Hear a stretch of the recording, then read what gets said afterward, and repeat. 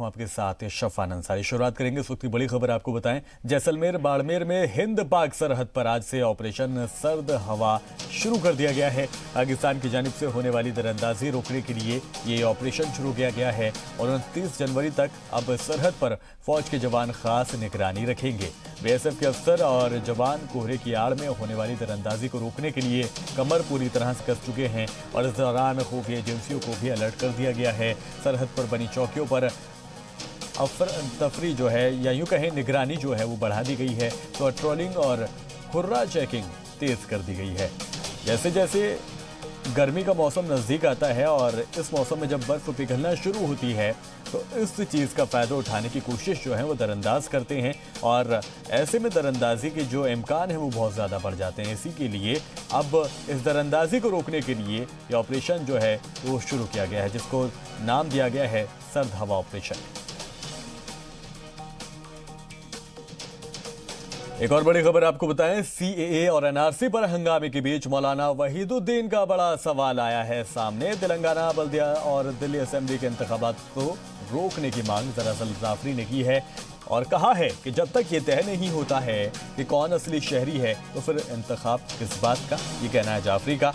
उम्मीदवार और वोटर्स की पहले शहरियत तय की जाएगी और उसके बाद यहाँ पर इंतखाब होना चाहिए। पीएम मोदी और इंतखाबी कमीशन यानी कि इलेक्शन कमीशन को उन्होंने खत लिखकर बाकायदा इस बात की मांग की। उन्होंने कहा है कि जब तक शहरियत नहीं प्रूव हो जाती तो किस तरह का इलेक्शन, पहले शहरियत जो है वो पुख्ता होनी चाहिए और ये साबित हो जानी चाहिए, उसके बाद इलेक्शन का मतलब जो है वो बनता है। इसी की वजह से उन्होंने पीएमओ में भी एक खत भेजा है, इलेक्शन कमीशन को भी उन्होंने एक खत भेजा है।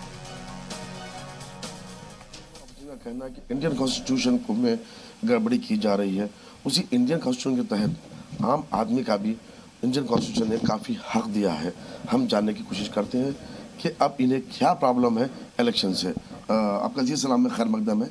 आप बताइए, इस इलेक्शन जो तेलंगाना में इस वक्त चल रहा है और होने वाले दिल्ली इलेक्शन से, उसमें आपको क्या एतराज़ है?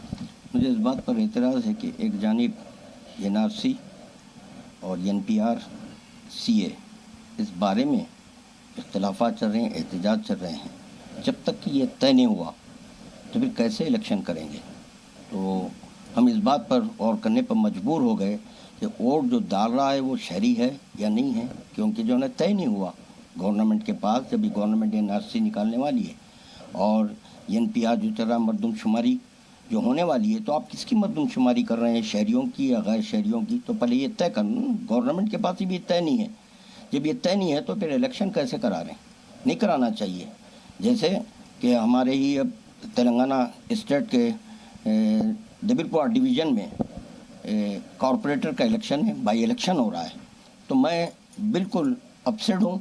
मैं तय नहीं कर सक रहा हूँ कि आया मैं वोट डालने के लिए जब जाऊँगा तो मैं शहरी के नाते जाऊँ या मैं शहरी नहीं हूँ, क्योंकि सिटीज़न का जो आपकी आईडी कार्ड है वो तो नहीं है, मगर ये है कि जो है मुसलसल मैं वोट डालता हुआ आ रहा हूँ। और फिर मेरे जहन में ये सवाल है कि जो इलेक्शन में ठहरे हैं आया वो सिटीज़न है या नहीं है। ये अभी तय नहीं हुआ कि कौन सिटीज़न है कौन सिटीज़न नहीं है। इलेक्शन में जो ठहरे हैं वो सिटीज़न है या वोट डालने वाला नॉन सिटीज़न है। अगर फ़र्ज़ कीजिए मैं सिटीज़न हूँ, जब वोट डाल रहा हूँ तो नॉन सिटीज़न को, तो ये भी गलत है। तो पहले ये तय करें।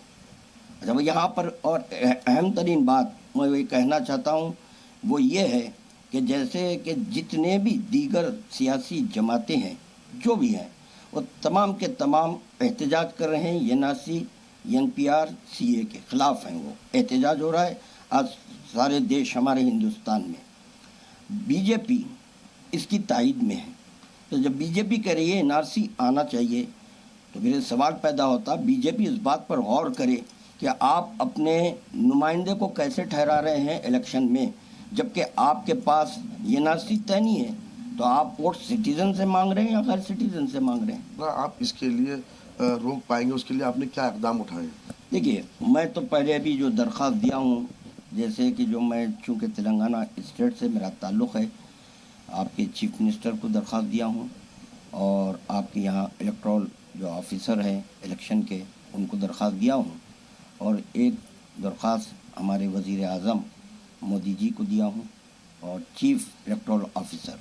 अगर ये लोग एक्शन नहीं लिए, चुनाचे ये देखें आप, ये जो ना मैं जो दरख्वास्त दे चुका हूँ और इसमें लिखा हूँ कि मोस्ट अर्जेंट, ये बहुत ही अर्जेंट मैटर है। और चुनाचे ये देखिए आप, यहाँ पर मैं जिसको कॉपी दिया हूँ ये एक्नॉलेजमेंट है जी, और ना सिर्फ मैं ये आपके बाय हैंड भी दिया हूँ बल्कि इनके ऑफिशियल ईमेल पर भी भेजा हूँ।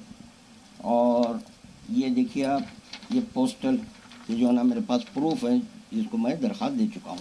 अगर ये लोग एक्शन नहीं लिए तो उसके बाद मैं अदालत का दरवाज़ा खटखटाऊँगा, क्योंकि ये मेरा मुकम्मल हक़ है। मैं तो अपने आप को यहाँ का शहरी समझ रहा हूँ, न सिर्फ समझ रहा हूँ बल्कि हूँ। मैं देश में पैदा हुआ हूँ, इसी हिंदुस्तान में, यहीं रहूँगा, यहीं पर मैं मरूँगा जी। मेरे आबा और अजदाद की मज़ारें यहीं पर हैं। तो मैं जाकर कोर्ट से दरख्वास्त करूँगा कि हमारी एप्लीकेशन पर गौर फरमाएं और ये इस वक्त जो इलेक्शन हो रहा है इसको रोक देना चाहिए। जबलपुरा डिवीज़न से जो बीजेपी का उम्मीदवार है, बीजेपी को चाहिए कि पहले उनको विड्रॉ करें। उनको बी फॉर्म कैसे दिए जबकि आपके पास एनआरसी तय नहीं है? जब एनआरसी तय नहीं है तो आप किससे वोट तलब कर रहे हैं? तो फिर मैं कह सकता हूँ कि पार्लियामेंट में जो ये बिल बनाया गया, जो हुकूमत आई है, शहरियों का वोट लेकर आई है या गैर शहरियों का वोट लेकर आई है? तो मैं कह सकता हूँ कि पता नहीं वो बीजेपी जो आज हुकूमत अपनी बनाई है, कई है गैर शहरियों को से वोट लेकर अपनी हुकूमत चला रही है। तो चाहिए कि पहले आप तय करें और किस बेसिस पर जो हम वोट डाल रहे हैं आप हमको सिटीजन कबूल कर रहे हैं वो बताना चाहिए। मेरे साथ जो मौलाना मोहिउद्दीन जाफरी साहब ठहरे हुए हैं, उनका ये मानना है कि इलेक्शन जो तेलंगाना में अब चल रहा है, डिस्ट्रिक्ट्स में चल रहा है, मिस इलेक्शन जो हो रहे हैं उसको लेकर ही नहीं बल्कि आने वाले रियासतों में जो इलेक्शंस होंगे उसको भी रोक दिया जाए, ताकि जेन्युइन वोटर जो इंडियन है वो वोट डाले, जो रेफ्यूजी है वो वोट ना डालें। जब ये तय हो जाएगा और उनका ही वोट इनको लेने का हक है। कैमरामैन हुसैन के साथ मैं मीर मेहदी अली बाकरी, जी मीडिया, हैदराबाद। जामिया मिलिया इस्लामिया में कल बड़ा मुजाहरा हुआ जिसमें एएमयू और जेएनयू के साथ साथ कई दीगर कॉलेजेस के तलबा ने भी शिरकत की। इस दौरान सरकार के खिलाफ जमकर नारेबाजी की गई और कई इल्जाम भी लगाए गए।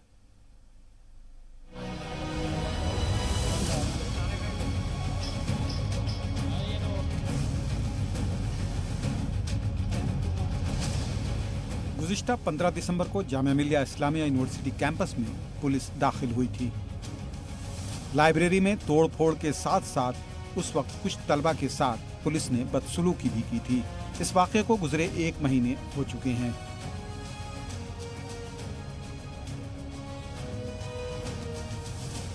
इसी की मुखालफत करते हुए जामिया मिलिया इस्लामिया के बाहर एएमयू, जामिया और जेएनयू के तलबा ने अपना एहतजाज दर्ज कराया। ज़ायरीन ने पुलिस के साथ साथ सरकार पर भी कई इल्ज़ामात लगाए। इस दौरान नारेबाजी होती रही और तमाम तलबा उस वाक़े की मजम्मत करते नजर आए। 200 से 300 मीटर का फासला है, उस आप फासले को तय करते हुए लाइब्रेरी तक घुस जाते हो, उस लाइब्रेरी को वैंडलाइज कर देते हो, तोड़ देते हो, लाइब्रेरी में पढ़ने वाले बच्चों को बेरहमी से मारते हो। लॉ फैकल्टी की एक छात्र की बाईं आंख की रोशनी चली गई है। ये कोई मजाक की बात नहीं है। कई लोग हैं जिनको काफी सीरियस और गंभीर चोटें आई हैं। उसके बाद आप उन बच्चों को वहां से डिटेन करते हो, डिटेन करके हाथ रेस करा के एक अपराधी की तरह उन बच्चों को आप इस कैंपस से डिटेन करके लेके चले जाते हो। हमारी वीसी से यही मांग है कि दिल्ली पुलिस पे इस कार्रवाई के लिए तुरंत एफआईआर दर्ज कराए। तो दिल्ली पुलिस ने जामिया मिलिया इस्लामिया के छात्रों पे लाठीचार्ज की थी 15 दिसंबर को, उसका पूरा 1 महीना आज हो चुका है। तो उसी को देखते पूरे देश में आज हम लोगों ने कॉल दी थी कि जामिया चलो। उसी को देखते हुए देश की तमाम यूनिवर्सिटी के छात्र, नेता और एक्टिविस्ट यहाँ पर आए थे अपने अपने साथियों के साथ में। तो ये भीड़ आपको इसलिए नजर आ रही है क्योंकि ये एक जो भीड़ थी ये कहीं ना कहीं सरकार के खिलाफ है। सरकार देख लीजिए किस तरीके से अंधी बहरी गूंगी हो चुकी है, क्योंकि जो देश का मुस्तकबिल है, जो हिंदुस्तान का मुस्तकबिल है, वो क्या चाहता है? वो अमन शांति चाहता है, वो भाईचारा चाहता है, गंगा यमुना की तहजीब चाहता है। लेकिन ये सरकार कहीं ना कहीं इस तहजीब को खत्म करना चाहती है। उसी को देखते हुए आज जामिया मिलिया इस्लामिया के छात्रों के यूनिवर्सिटी के अंदर पूरे तमाम देश के छात्र एक्टिविस्ट यहाँ पर इकट्ठा हुए हैं।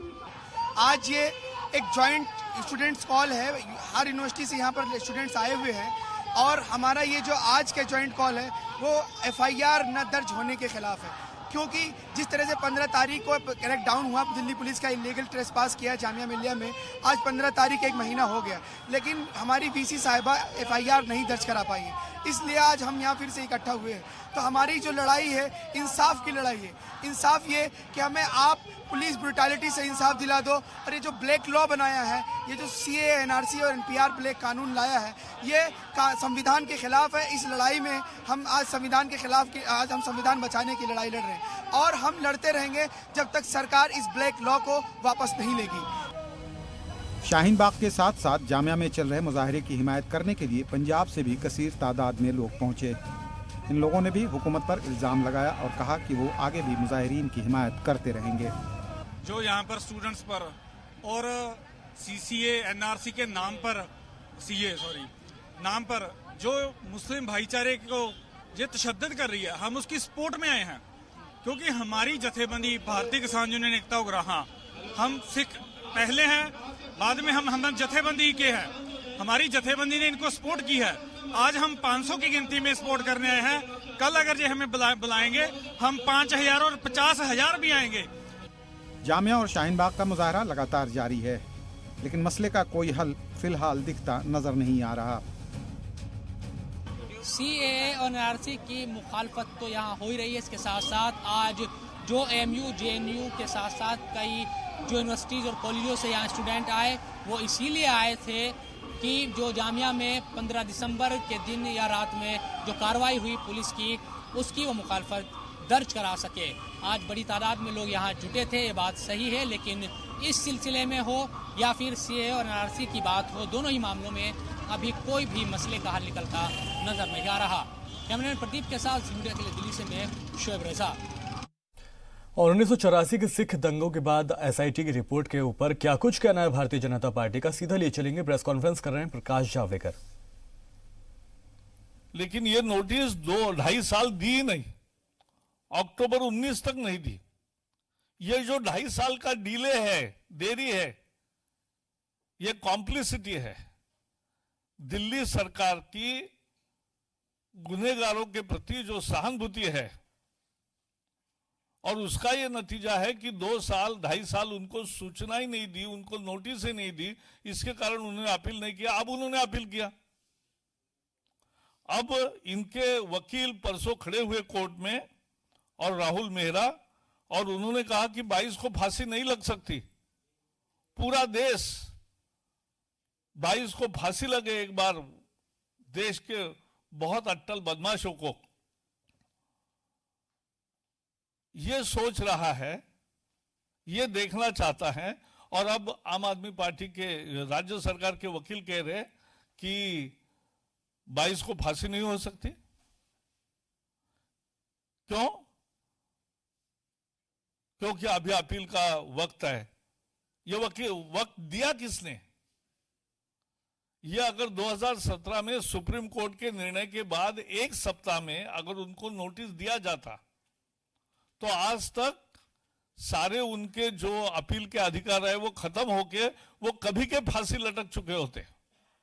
देश को एक न्याय मिलता कि इतना घृणास्पद काम करने के बाद उनको एक न्याय की भावना होती और गुनहगारों को एक सबक होता। लेकिन ऐसा नहीं हुआ। दिल्ली सरकार के इस पूरे व्यवहार से जनता क्षुब्ध है। जनता जवाब मांगेगी कि क्यों डिले किया। बताइए, दिल्ली सरकार ने सुप्रीम कोर्ट का निर्णय उनको क्यों नहीं नोटिस के रूप में दिया? उसके कारण आज ये देरी हुई है। वो फांसी अभी नहीं लटके हैं और दिल्ली सरकार के वकील कहते हैं कि 22 तारीख को फांसी नहीं होगी। हम इसकी पूरी भर्त्सना करते हैं। So that's all from my side. Question Ashok Singhal ji. हाँ, सुल्तानपुरी। आपने क्वेश्चन के लिए पूछा? हाँ, कोई भी पूछे। पहले मैं उस पर आता हूं, लेकिन पहले ये 2 विषयों पर कुछ है। तो सिखों का कत्लेआम और निर्भया। सरकार अपनी एक्शन बताएगा। ये मैं पार्टी के दफ्तर में आया हूं, तो मुझे विश्वास है कि सरकार सिखों को न्याय देने के लिए और समाज में अच्छा भाव लाने के लिए हमेशा, और सॉलिसिटर जनरल जो तुषार मेहता है, उन्होंने कोर्ट को कहा है कि हमने धिंगरा कमेटी की सिफारिश से मान्य की है और उस पर कार्रवाई होगी।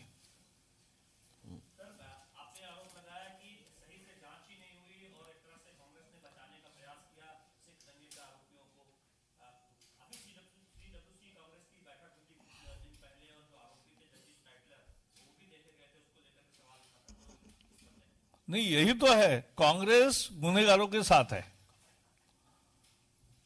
एक मुख्यमंत्री बन गए, एक सीडब्ल्यूसी में आते, बाकी दूसरी जगह दिखते हैं। तो यही आज कांग्रेस के नेता है, और जिन्होंने सिख नरसंहार में उनके नाम सिखों ने नामित किए हैं, और इसीलिए कांग्रेस का हाथ कातिलों के साथ।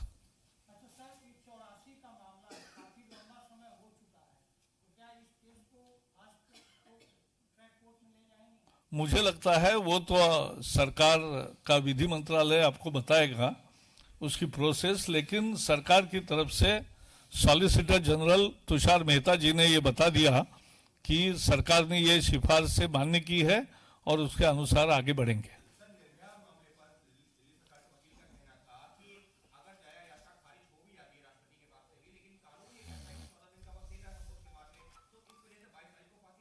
तो यही तो हम कह रहे हैं कि आज सबको याद आई कि 14 दिन का वक्त चाहिए, लेकिन आपको सुप्रीम कोर्ट का निर्णय आने के बाद 14 दिन में नोटिस देना था, ये क्यों नहीं याद आया? अगर 14 दिन में वो नोटिस दे देते तो आज तक उनके अपील वगैरह सब खारिज होके वो फांसी भी लटक चुके होते। वो फांसी नहीं लटकी, इसके लिए दिल्ली सरकार जिम्मेवार है। और संजय निरुपम का जवाबी हमला अब सामने आया है। ट्वीट करके उन्होंने हमला साधा है, बेहतर होगा कि शिवसेना हल्की फुल्की शायरी सुनाकर महाराष्ट्र का मनोरंजन करते रहें, ये कहना है संजय निरुपम का। साथ ही उन्होंने कहा कि साबिक पीएम इंदिरा गांधी जी के खिलाफ प्रोपोगेंडा करेंगे तो उन्हें पछताना पड़ेगा। एक तरह से वार्न भी करते हुए दिखाई दे रहे हैं संजय निरुपम। और कल उन्होंने इंदिरा जी के बारे में जो बयान दिया उसे वापस ले लें। मांग भी की गई है कि जो बयान आपने दिया है इसको वापस ले लें, अन्यथा जिस तरह का बयान आपने दिया है उसके बाद आपको पछताना भी पड़ सकता है।